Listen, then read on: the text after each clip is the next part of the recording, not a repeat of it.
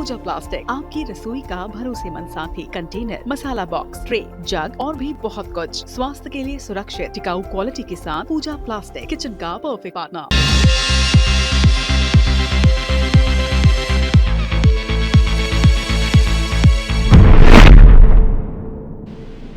नमस्कार, top 10 news में स्वागत है आप सभी का। आप देख रहे हैं News24। मैं हूं आपके साथ श्रवण तंबोले। बुलेटिन की शुरुआत करते हैं इस वक्त की एक बड़ी खबर के साथ। मकर संक्रांति से पहले देश में लोगों की चिंता बढ़ गई है। ऐसा हम क्यों कह रहे हैं आपको बताते हैं। दरअसल मकर संक्रांति का त्यौहार करीब आ रहा और इसी के साथ पतंगबाजी का दौर भी धीरे धीरे जोर पकड़ता जा रहा है।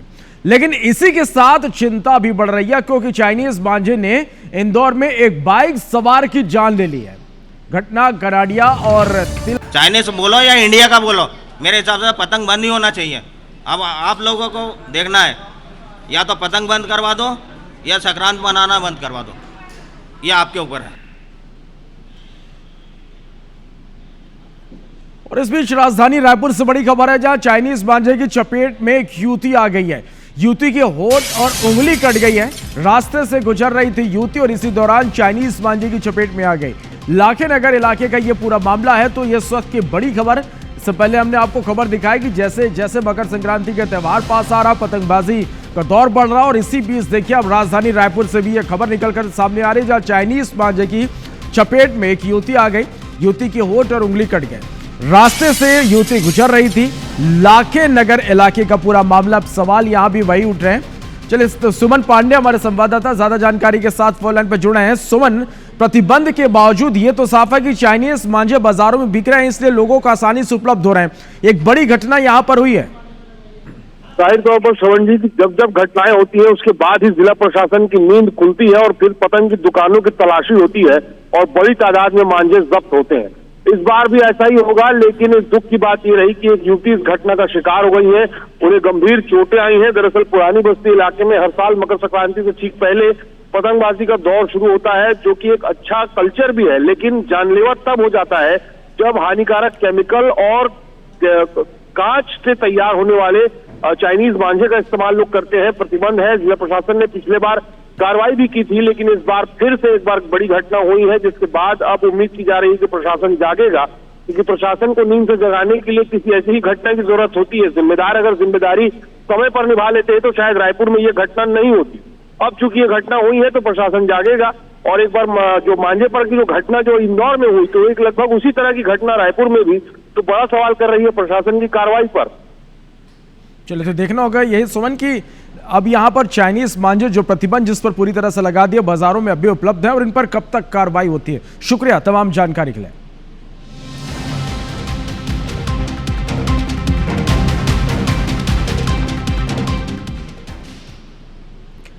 भोपाल के कुख्यात बदमाश राजू ईरानी को कोर्ट ने पुलिस के 17 जनवरी तक के रिमांड पर भेज दिया है। भोपाल के निशातपुरा थाना पुलिस ने राजू ईरानी को प्रोडक्शन वारंट पर गिरफ्तार कर सूरत से भोपाल लेकर आई।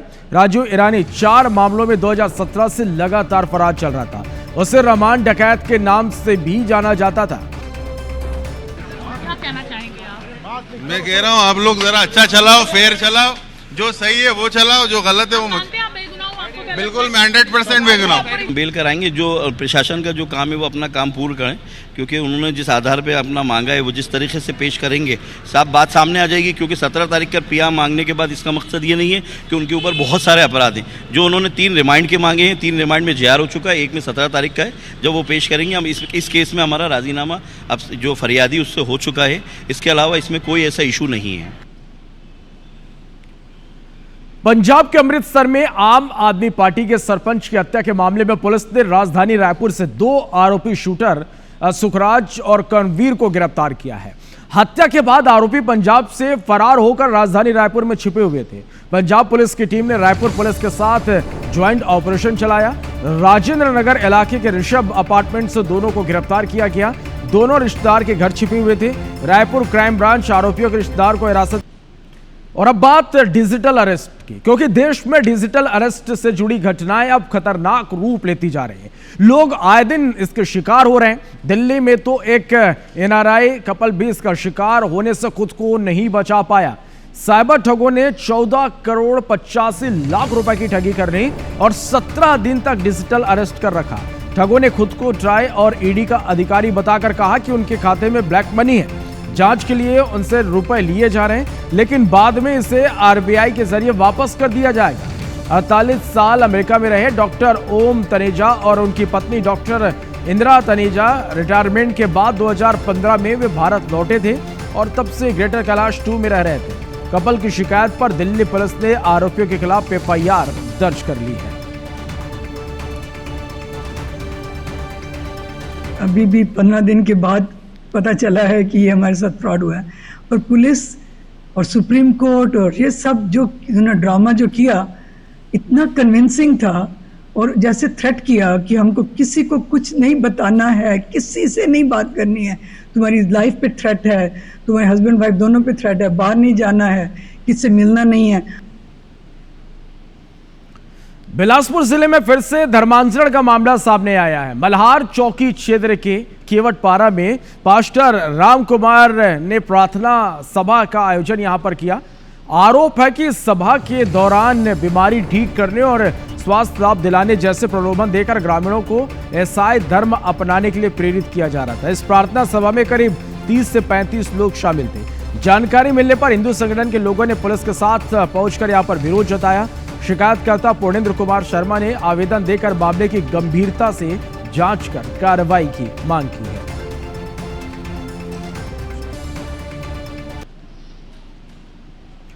महात्मा गांधी रोजगार गारंटी योजना भले ही इतिहास बन चुकी हो, लेकिन उसकी वजह से इसकी जगह लेने वाले वीबीजी रामजी कानून पर सियासी घमासान थमने का नाम नहीं ले रहा है। कांग्रेस ने छत्तीसगढ़ में इसे लेकर रविवार को जमकर बवाल काटा। कांग्रेस सिर्फ मनरेगा का नाम बदले जाने का ही विरोध नहीं कर रही, बल्कि नए कानून की शर्तों को भी मनरेगा की मूल भावना के खिलाफ बता रही है। इस रिपोर्ट को आप देखिए।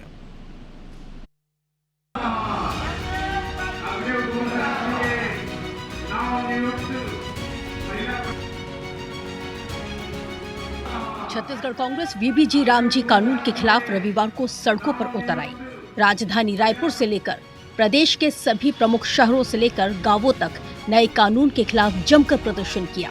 कांग्रेसी एक दिन के उपवास पर बैठे वीबीजी रामजी कानून को मनरेगा की मूल भावना के खिलाफ बताकर अभियान चलाया। कांग्रेस का आरोप है कि इस कानून के जरिए सिर्फ महात्मा गांधी का नाम ही नहीं हटाया, बल्कि मनरेगा कानून की सभी अच्छी बातों को भी नजरअंदाज कर दिया गया है। 12 जनवरी से 29 जनवरी तक तमाम गांव में जाना है और गांव के चौपाल में बैठक लेकर पूरे बातों की जानकारी देनी है, किसको कितना फायदा था और वर्तमान में जो नाम परिवर्तन करके काम नरेंद्र मोदी की सरकार करने जा रही है उसमें क्या नुकसान है, किसको नुकसान है। कांग्रेस ने जहां वीबीजी रामजी एक्ट के खिलाफ माहौल बनाने में कोई कोर कसर नहीं छोड़ी, तो वहीं बीजेपी ने भी कांग्रेस की मुहिम को काउंटर करने के लिए प्रदेश बीजेपी कार्यालय में कार्यशाला का आयोजन किया। वीबीजी रामजी एक्ट को लेकर कांग्रेस के अभियान को भ्रामक, बिना तथ्यों वाला दुष्प्रचार बताया। नए कानून की खूबियां बताई कि अब 100 नहीं बल्कि 125 दिन रोजगार मिलेगा। देखिए, कांग्रेस का यही काम रह गया है, इसीलिए पूरे देश की जनता ने ही उनको सड़क पर ला दिया है। देखिए, मैं एक बताऊं बात, कोई अच्छा काम होने जा रहा है और सबसे बड़ी बात क्या है कि पहले 100 दिन का था मनरेगा में, आदरणीय प्रधानमंत्री जी की प्रेरणा से इसमें 125 दिन का रोजगार सुनिश्चित किया गया है। ग्रामीणों को उसका, जो वहाँ के श्रमिक हैं या ग्रामीण लोग जो वहाँ रहते हैं, उनको उसका लाभ मिलना बंद हो गया था। पूरे कई ऐसे प्रांत हैं जिसमें भ्रष्टाचार। मनरेगा ग्रामीण रोजगार की जरूरतों को ध्यान में रखकर शुरू की गई एक महत्वाकांक्षी योजना थी। उसकी जगह लेने वाले वीबीजी रामजी एक्ट को बीजेपी मनरेगा की खामियां दूर करने वाला बता रही है। हालांकि ये बात कितनी सही है, ये तो आने वाले दिनों में ही साफ हो पाएगा, जब दोनों योजनाओं के नतीजों की तुलना होगी। लेकिन तब तक कांग्रेस और बीजेपी में इस पर सियासी नूरो कुश्ती लगातार जारी रहने के आसार हैं। Bureau report, IBC 24।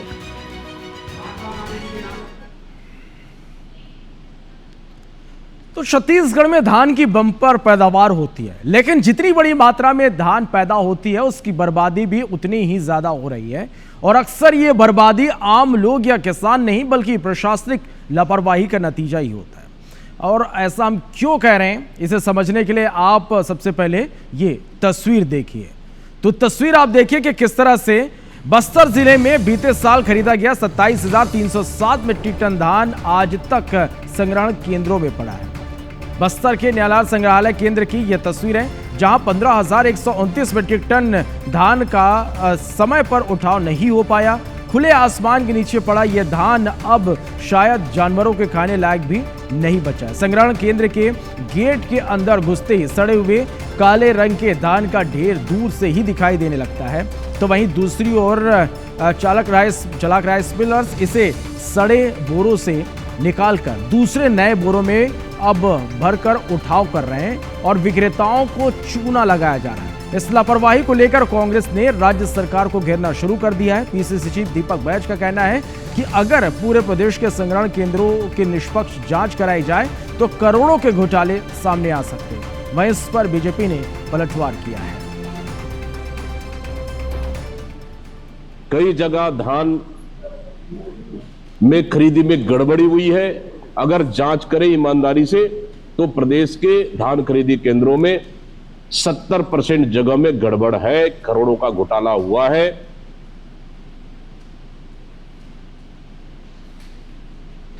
देखिए, जिस प्रकार का विषय है ऐसे मामलों में जांच होगी, जांच पर दोषी पाए जाने पर कड़ी कार्रवाई होगी। मैं आपको भरोसा दिलाता हूं, विष्णुदेव साय जी की सरकार है, किसी भी तरह की गड़बड़ी और अनियमितता बर्दाश्त नहीं होगी, कठोर कार्रवाई की जाएगी। छत्तीसगढ़ के गरियाबंद में ओपेरा की आड़ में जमकर अश्लील डांस हुआ, जिसका वीडियो सोशल मीडिया पर जमकर वायरल हुआ तो बवाल मच गया, क्योंकि इस वीडियो में हमारे एसडीएम साहब भी नजर आ रहे हैं, जो इस अश्लील डांस पर थिरक ही नहीं रहे बल्कि ओपेरा डांसर पर जमकर नोट भी बरसा रहे। वीडियो सामने आने के बाद प्रशासनिक महकमे में हड़कंप मचा हुआ है। इधर अश्लील डांस की चारों आयोजकों को मुचलके पर छोड़ दिया गया। पुलिस ने सामान्य धाराएं उन पर लगाई थी, जिससे पुलिस की कार्रवाई पर अब सवाल उठने लगे हैं। रिपोर्ट देखिए।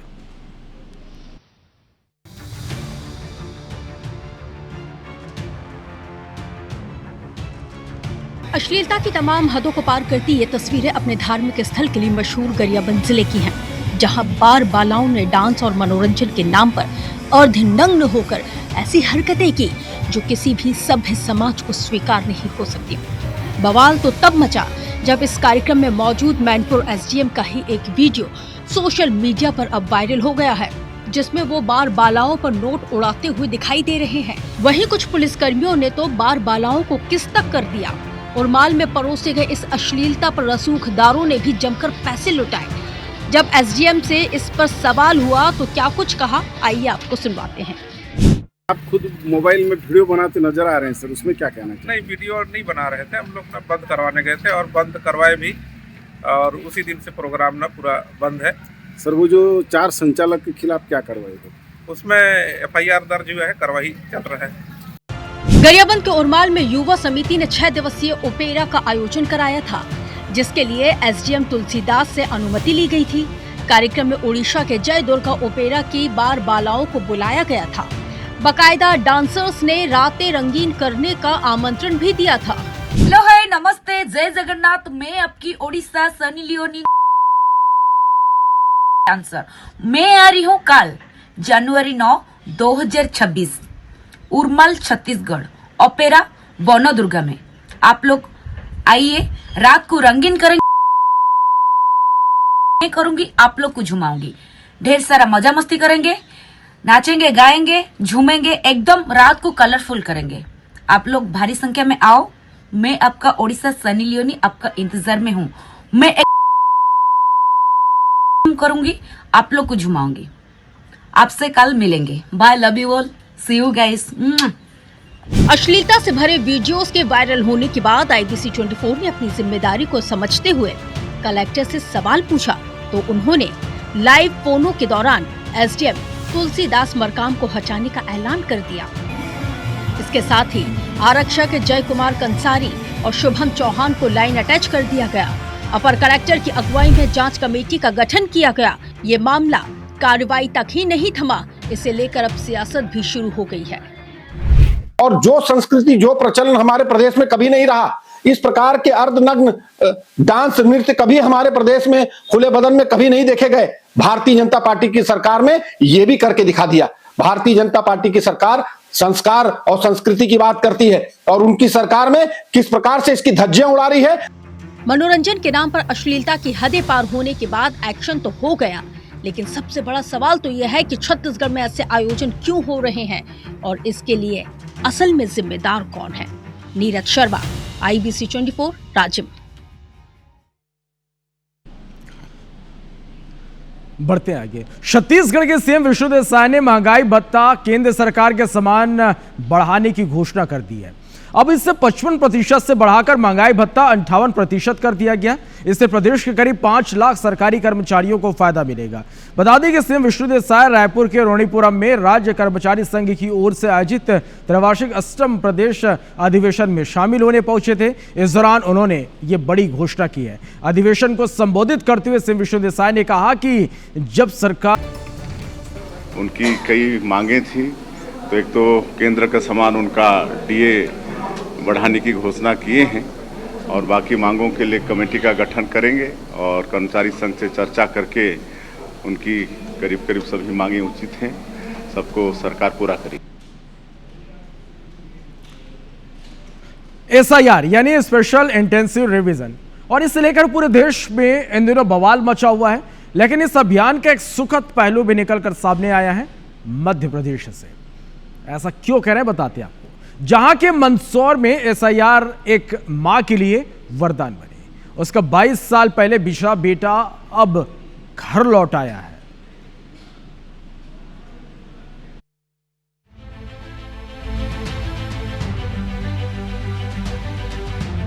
ये कहानी मध्य प्रदेश के मंदसौर की है, जहां 22 साल पहले साल 2003 में विनोद अपने घर से कहीं चला गया था।